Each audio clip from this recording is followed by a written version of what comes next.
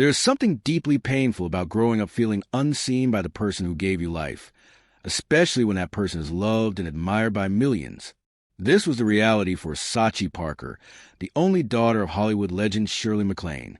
To the world, Shirley MacLaine was a symbol of strength, independence, intelligence, and emotional depth. She played mothers, lovers, and complicated women with such honesty that audiences believed she understood the human heart better than most. Films like The Apartment, Terms of Endearment, and Postcard from the Edge made her a household name and earned her respect across generations. Yet behind the bright lights of fame and success was a quieter, sadder story that unfolded far away from movie sets and award stages. It was a story of a daughter who grew up feeling emotionally abandoned by the woman the world adored. Sachi Parker did not grow up with bedtime stories, school pickups, or warm daily routines with her mother. Instead, she grew up watching Shirley MacLaine on screens, reading about her in magazines, and waiting for a moment of attention that rarely came. This contrast between public love and private distance created a wound that never fully healed.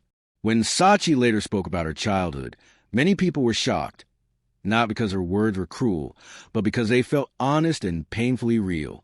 She described a childhood shaped by separation, confusion, and longing. Her mother was not violent or openly hateful.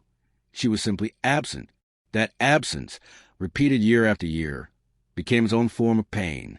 The public often struggles to accept that someone so admired could fail so deeply in a personal role. But this is exactly why Sachi's story mattered. It forced people to confront an uncomfortable truth. Success, intelligence, and artistic brilliance do not automatically make someone a good parent. The love of millions cannot replace the love of one mother. As Sachi grew older, she came to understand that her mother belonged more to the world than to her. Shirley MacLaine lived a life driven by ambition, creativity, and strong belief in personal freedom. For her, slowing down felt like losing herself. For her daughter, that choice meant growing up alone.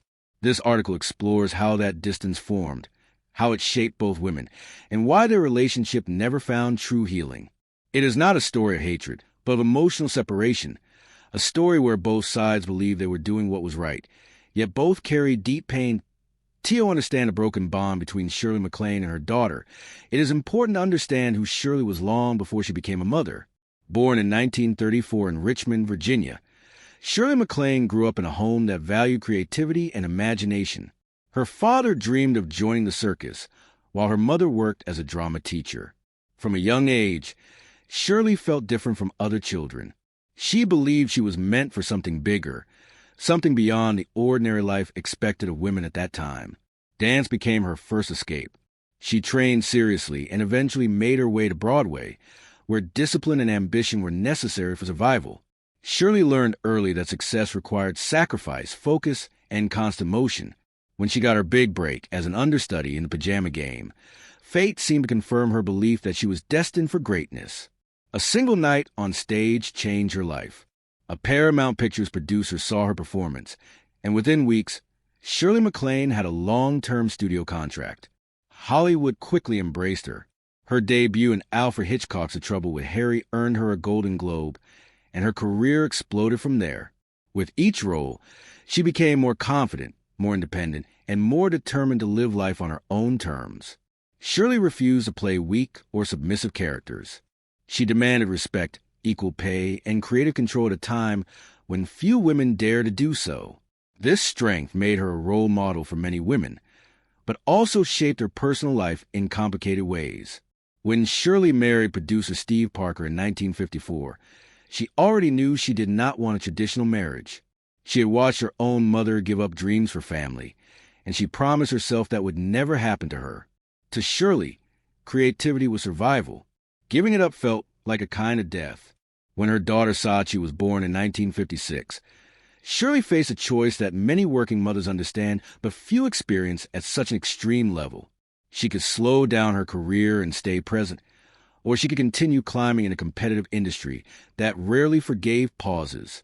Shirley chose motion. She believed that staying true to herself would ultimately benefit everyone. She believed love did not require constant presence. What she did not fully understand was how deeply absence could hurt a child. Shirley's ambition was not driven by cruelty or neglectful intent. It was driven by fear. Fear of losing herself. Fear of becoming invisible. Fear of living a life that felt small. These fears shaped her decisions and laid the foundation for the emotional distance that would grow between her and her daughter. Sachi Parker's childhood began not with warmth and stability, but with separation. When she was just 2 years old, she was placed on a propeller plane and sent alone from the United States to Japan to live with her father, Steve Parker. The flight took days, and during that time, flight attendants cared for her as she crossed the Pacific Ocean without her mother. Meanwhile, Shirley MacLaine stayed in Los Angeles to continue filming and building her career. This decision became one of the most defining moments in Sachi's life. At an age when children form their deepest emotional bonds, Sachi learned that her mother was someone who left. Japan became her home, but it never felt truly safe or familiar. Her father lived a complicated life filled with parties, social status, and secrets. According to Sachi's later accounts, he was charming in public, but emotionally unpredictable in private. He controlled the household and often made her feel small and unwanted. Shirley's money supported this lifestyle, yet she remained physically and emotionally far away.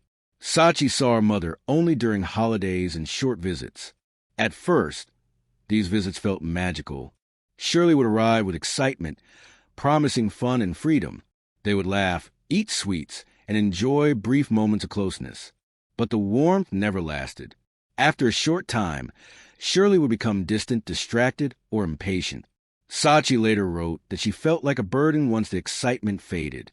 Then Shirley would leave again, returning to her life of films, travel, and spiritual exploration. The cycle repeated for years. Each goodbye reinforced the idea that Sachi was not a priority. The physical distance slowly turned into emotional distance. Sachi learned not to expect comfort or consistency. She learned to smile, stay quiet, and adapt. When she was sent to boarding schools in Europe, the separation became even more intense. At one point, she was left alone during Christmas when no parent came to pick her up. She waited, frightened and confused, until a classmate's family took her in. Attempts to reach her parents were unsuccessful. Her father was traveling, and her mother was filming overseas. When they finally responded, neither apologized. That moment became a turning point for Sachi. She realized she could not rely on either parent for emotional safety. Childhood, which should be a time of guidance and protection, became a time of emotional survival. These experiences shaped how Sachi saw herself and the world. She grew up feeling invisible, unwanted, and emotionally homeless, even while living a life that looked privileged from the outside. While Sachi struggled with loneliness and confusion, Shirley MacLaine was rewriting the rules of Hollywood. She became known as a woman who refused to be controlled by studios or social expectations. She spoke openly about open marriage, personal freedom, and spiritual beliefs that many found strange but fascinating. Shirley explored ideas about reincarnation, past lives, and cosmic energy, writing books that became bestsellers. To her fans, she was brave and enlightened. To studio executives, she was difficult but powerful. Her marriage to Steve Parker remained legally intact for decades, even though they lived on different continents and saw each other only occasionally.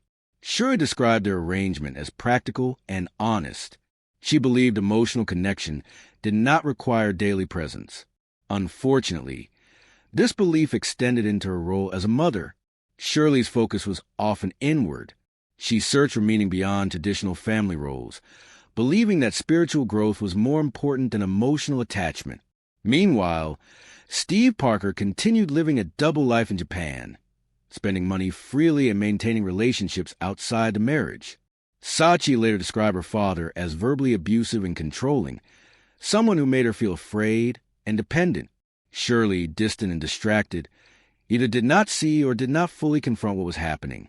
When Shirley eventually discovered financial betrayals, she reacted with surprising passivity, choosing not to end the marriage right away. This reluctance suggested emotional avoidance rather than strength. For Sachi, this meant there was no adult willing to fully protect her. Shirley's Hollywood success brought admiration, awards, and influence, but it did not translate into emotional availability. Sachi watched her mother receive praise for playing complex, loving characters while feeling like a stranger in her real life. The gap between public image and private reality grew wider, with each passing year. Shirley's spiritual beliefs, while meaningful to her, often left little room for addressing emotional pain. When Sachi tried to discuss her feelings, conversations were deflected into abstract ideas about karma and past lives. Emotional accountability was replaced with philosophical explanations. To Shirley, this felt freeing. To Sachi, it felt dismissive. The mother who could explore deep emotions on screen seemed unable or unwilling to face them at home. This contradiction became one of the most painful parts of their relationship. It was not just the absence, but the refusal to acknowledge its impact. Sachi learned that her pain had no place in her mother's worldview, and so the distance remained unspoken and unresolved. As Sachi Parker grew older, she learned to survive through independence. Without reliable emotional support from either parent, she developed self-reliance at an early age. Independence, however, did not come from confidence. It came from necessity. She learned not to ask for too much, not to expect comfort, and not to rely on anyone staying. When she returned to the United States as a young woman, she hoped to reconnect with her mother and possibly follow her into acting. But Hollywood saw her only as Shirley MacLaine's daughter. The comparison was unavoidable and unfair. Casting agents did not see potential. They saw pressure. Sachi took small roles and worked various jobs just to support herself. She worked as a waitress, ski instructor, and au pair. Financial help from her mother was limited and often came with conditions. Even a small loan was treated like a business transaction. Emotionally, the distance remained. Attempts at therapy did not bring healing. During one joint therapy session, Shirley reportedly walked out, rejecting the process entirely. This moment symbolized everything Sachi had experienced growing up, avoidance instead of understanding. The final emotional blow came when Shirley won the Academy Award for Terms of Endearment, a film about a difficult but emotionally connected mother-daughter relationship. Audiences cried, moved by the tenderness Shirley portrayed on screen. For Sachi, the experience was painful and ironic. The world celebrated her mother for a kind of love she had never received. By this time, their relationship had become distant and formal. They were connected by blood, but separated by years of unspoken pain. Sachi eventually built her own family, determined to be present in ways her parents were not. She married, had children, and made a conscious effort to provide emotional safety and consistency. Still, the wounds of her childhood did not disappear. They remained beneath the surface, shaping her identity and relationships. Independence protected her, but it did not heal her. That healing would come much later, through honesty and self-expression. In 2013, after decades of silence, Sachi Parker decided to tell her story. Her memoir, Lucky Me, My Life with and Without My Mom, Shirley MacLaine, was not written out of anger or revenge. It was written out of a need to understand and heal. In the book, Sachi described her childhood as emotionally empty despite its glamorous appearance. She wrote about loneliness, confusion, and the feeling of being unwanted. She revisited painful memories, including being sent alone to Japan, forgotten at boarding school, and living under her father's emotional control. She also wrote about moments when boundaries felt unsafe and guidance was absent. These passages were difficult to read, not because they were dramatic, but because they were quiet and honest. The book did not paint Shirley MacLaine as a villain. Instead, it presented her as emotionally distant, self-focused, and unable to face uncomfortable truths. Readers quickly noticed that the tone was sad rather than bitter. Sachi was not attacking her mother. She was trying to make sense of her life. Still, the public reaction was strong. Media outlets compared the memoir to Mommy Dearest, and headlines focused on scandal rather than healing. Shirley MacLaine responded with shock and denial, calling the book largely fictional and expressing heartbreak. For Sachi, this response was deeply painful. She had hoped for understanding or acknowledgement, not rejection. She later explained that she wrote the book to stop blaming and to learn how to love. Unfortunately, the media attention turned a personal story into public drama. Despite this, many readers connected deeply with the memoir. It spoke to anyone who had grown up feeling emotionally neglected by a parent who appeared successful and loving to others. The book raised an important question. Can someone be a brilliant artist and still fail at parenting? It did not offer easy answers, but it opened a conversation many families avoid. For Sachi, the book became a step toward peace, even if reconciliation never came. The release of Lucky Me divided public opinion. Some praised Sachi Parker for her bravery and honesty, recognizing the courage it takes to speak openly about parental neglect. Others accused her of exploiting her mother's fame or exaggerating her experiences. This division reflected a larger discomfort in society. People often struggle to accept that admired figures can cause deep emotional harm within their families. Shirley MacLaine had long been seen as a symbol of independence and strength. For many fans, it was difficult to reconcile that image with the idea of emotional neglect. Shirley herself maintained that she had always wanted the best for her daughter. From her perspective, she believed she had provided opportunity, freedom, and honesty. What she did not seem to accept was the emotional cost of her choices.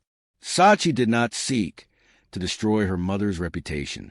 She continued to speak of her with a mix of admiration and sadness. She acknowledged her mother's brilliance while expressing the pain of never being truly known by her. Over time, Sachi stepped away from the spotlight. She focused on her family and personal growth. Interviews she gave years later were calm and reflective, not angry. She spoke about learning to protect herself while still wishing for acknowledgement. She accepted that some people never apologize. This acceptance did not erase the pain, but it allowed her to move forward. Meanwhile, Shirley MacLaine continued living life on her own terms. She remained unapologetic, spiritual, and independent. The distance between them did not close, but it softened. Their relationship became one of quiet separation rather than open conflict. Both women carried their own version of the truth, shaped by experience and belief. The story of Shirley MacLaine and Sachi Parker is not one of clear villains or heroes. It is a story of two people shaped by fear, belief, and unmet needs. Shirley feared losing herself and chose freedom above all else. Sachi needed presence and chose honesty. Both choices carried consequences. Shirley believed she was doing what was right. Sachi lived with the emotional aftermath. Truth, in this case, depends on perspective. Like the famous film Rashomon, the same events look different from different angles. Shirley saw opportunity and independence. Sachi saw abandonment and silence. Neither experience cancels the other. The tragedy lies in what was never said and never repaired. Fame created distance that love could not bridge. Spiritual beliefs offered meaning but avoided accountability. Time passed, and habits became identity. In the end, both women became prisoners of their own narratives, one driven to create, the other driven to be loved. Despite the pain of her past, Sachi Parker found a form of redemption through motherhood. She made a conscious choice to be present, patient, and emotionally available for her children. In doing so, she broke the cycle of neglect. She proved that pain does not have to repeat itself. Being a good mother became part of her healing. It allowed her to give what she never received. This choice did not erase her past, but it gave it meaning. Her children became symbols of hope rather than reminders of loss. Through them, Sachi found a sense of belonging and purpose that had been missing for much of her life. Today, Shirley MacLaine remains a celebrated figure, admired for her career, intelligence, and fearlessness. Sachi Parker lives a quieter life, shaped by reflection and resilience. Their story is not about hatred, but about distance created by ambition, belief, and silence. It reminds us that success does not protect against emotional failure, and love requires presence as much as intention. In the space between fame and family, many things are lost, and sometimes they are never found again as the years passed. The emotional distance between Shirley MacLaine and Sachi Parker settled into something quieter but no less heavy. It was no longer marked by arguments or dramatic confrontations, but by long stretches of silence and carefully chosen words when they did speak. Sachi learned that pushing for acknowledgement only reopened wounds, so she adjusted her expectations. She stopped hoping for apologies and focused instead on understanding herself. This acceptance did not mean she believed her pain was imaginary or exaggerated. It meant she recognized that her mother might never see the past the same way she did. Shirley MacLaine, shaped by a lifetime of independence and spiritual belief, continued to frame her life as a series of necessary choices. In her view, She had lived honestly, followed her truth, and refused to sacrifice her identity for social expectations. From that perspective, slowing down her career or reshaping her life around motherhood felt like a betrayal of self. What Shirley did not seem to fully grasp was that a child does not experience absence as philosophy. A child experiences it as loss. Sachi's memories were not abstract ideas. They were moments of waiting, confusion, and fear. Over time, Sachi came to see that her mother's emotional distance was not caused by a lack of intelligence or awareness, but by an inability or unwillingness to sit with guilt. Acknowledging her daughter's pain would have required Shirley to question the choices she had defended her entire life. That kind of reflection can feel unbearable, especially for someone who has survived by moving forward rather than looking back. Interviews given by both women in later years reveal this divide clearly. Shirley often spoke about love in broad, universal terms, emphasizing growth, destiny, and spiritual lessons. Sachi spoke about love in practical terms, showing up, listening, staying. Neither definition is wrong, but they are deeply incompatible when it comes to parenting. The tragedy of their relationship lies not in cruelty, but in misalignment. Each woman spoke a different emotional language, and neither learned how to translate for the other. For the public, the story remains uncomfortable because it challenges a comforting belief that good intentions are enough. Shirley likely believed she loved her daughter in her own way, and perhaps she did. But love without presence, consistency, and accountability often feels empty to the person on the receiving end. Sachi's story resonates with many people because it reflects a common but rarely discussed experience: being emotionally neglected by a parent who is admired, respected, or even celebrated by others. It creates a special kind of isolation, where speaking the truth risks disbelief or dismissal. In choosing to tell her story, Sachi did not destroy her mother's legacy. She complicated it. She reminded the world that people can be brilliant in one area of life and deeply flawed in another. As time continues to move forward, reconciliation seems unlikely, not because of anger, but because both women have settled into who they are. Shirley remains devoted to her beliefs and her independence. Sachi remains devoted to emotional honesty and the family she built. Their lives continue on parallel paths, connected by history, but separated by understanding.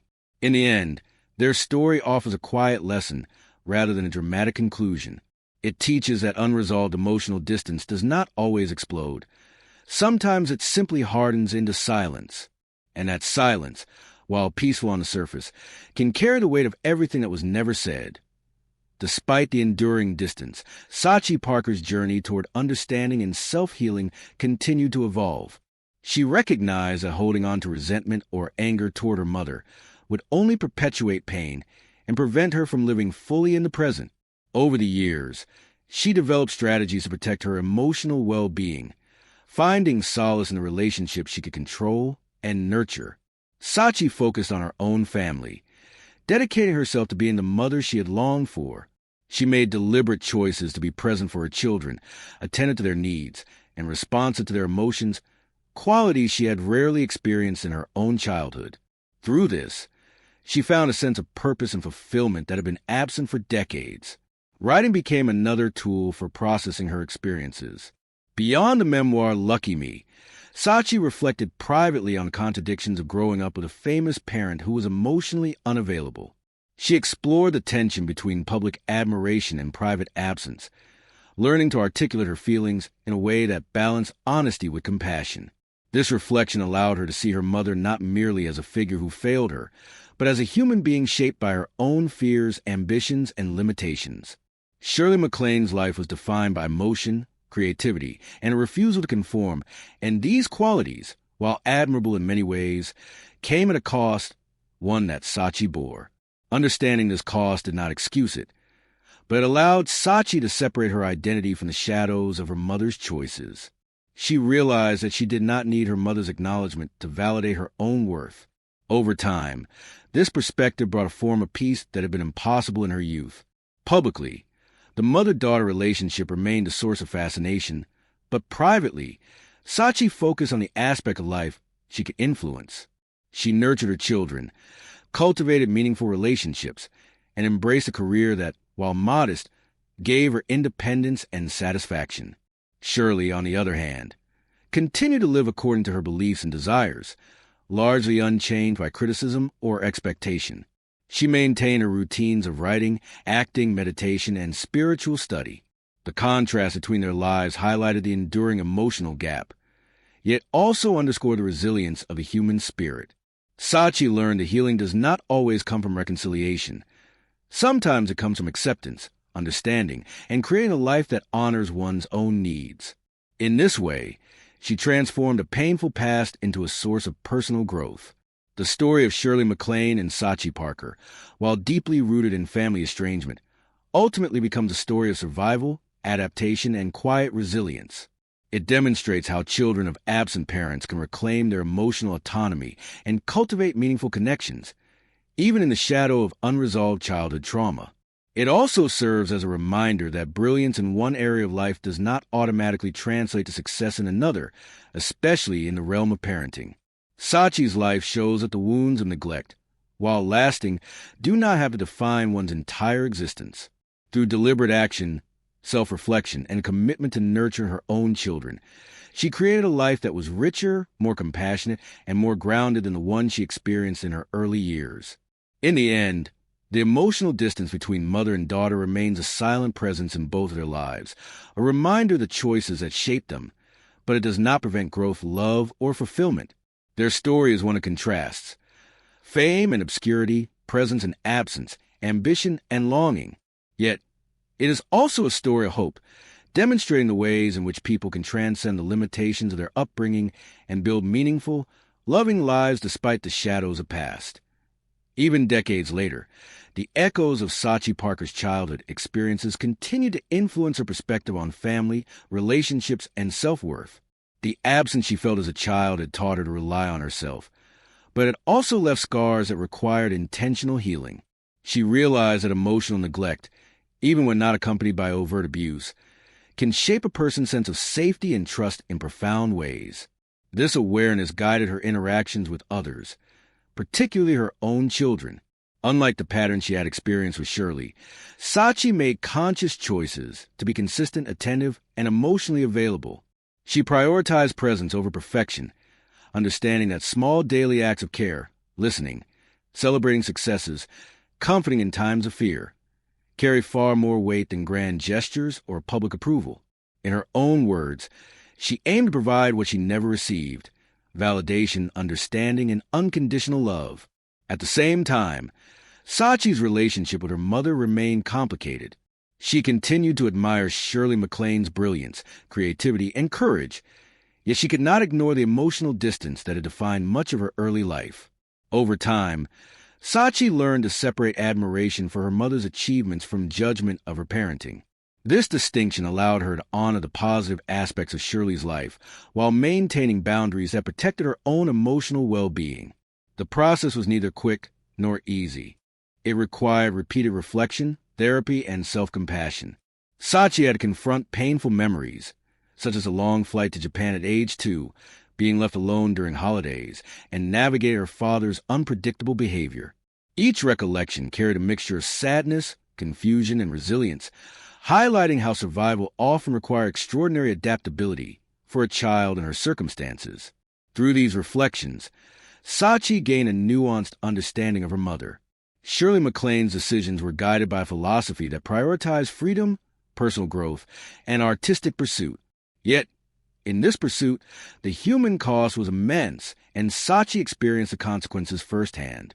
Recognizing this duality did not erase the past, but it helped Sachi frame her experiences in a way that allowed for both truth and compassion. This awareness also gave her insight into broader questions about the nature of parenting, fame, and personal choice.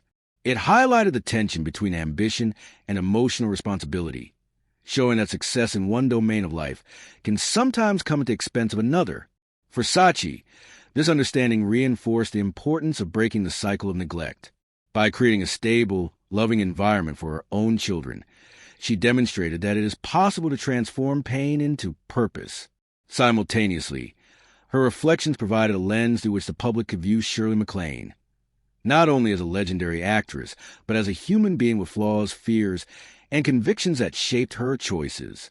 Their story, while deeply personal, resonates universally. It underscores the complexity of parent-child relationships and the ways in which love, absence, ambition, and belief can intersect to produce both beauty and pain. Ultimately, Sachi's journey illustrates that healing is a continuous process. It is not measured by reconciliation alone, but by the conscious decisions one makes to nurture, protect, and cultivate emotional well-being in oneself and others. By doing so, she carved a life marked by resilience, understanding, and the quiet triumph of turning a legacy of neglect into one of intentional love. The distance between Shirley and Sachi remains, but no longer defines the entirety of Sachi's story. Instead, it serves as a backdrop against which her growth, compassion, and deliberate choices shine, offering both a cautionary tale and a testament to human strength. I end reflecting on a relationship between Shirley MacLaine and Sachi Parker. It becomes clear that their story is defined as much by choices not made as by actions taken. Shirley's decisions were often guided by a pursuit of personal fulfillment, artistic exploration, and spiritual inquiry. She lived her life unapologetically, refusing to compromise her ambitions or creative freedom, and this unyielding independence became both her greatest strength and the source of her greatest relational challenges. For Sachi, growing up in the shadow of such a powerful and celebrated mother meant constantly negotiating her own sense of worth and identity. While Shirley was conquering Hollywood, exploring metaphysical realms, and embracing fame, Sachi had to learn survival skills at a young age, skills that included emotional self-reliance, adaptability, and resilience in the face of neglect. These lessons, hard-earned as they were, shaped her into an adult capable of navigating complex emotional landscapes with insight and compassion. Yet the lessons also came with cost. Sachi often described her childhood as lonely, surreal, and confusing, a world where the comforts of parental presence, emotional guidance, and ordinary routines were replaced by absence, unpredictability, and emotional detachment. The disparity between Shirley's public image as a loving, courageous, and unconventional woman and the private reality of her daughter's experience created a profound sense of dissonance. Sachi's memoir, Lucky Me, captured this dissonance with careful honesty. It described a life of privilege overshadowed by emotional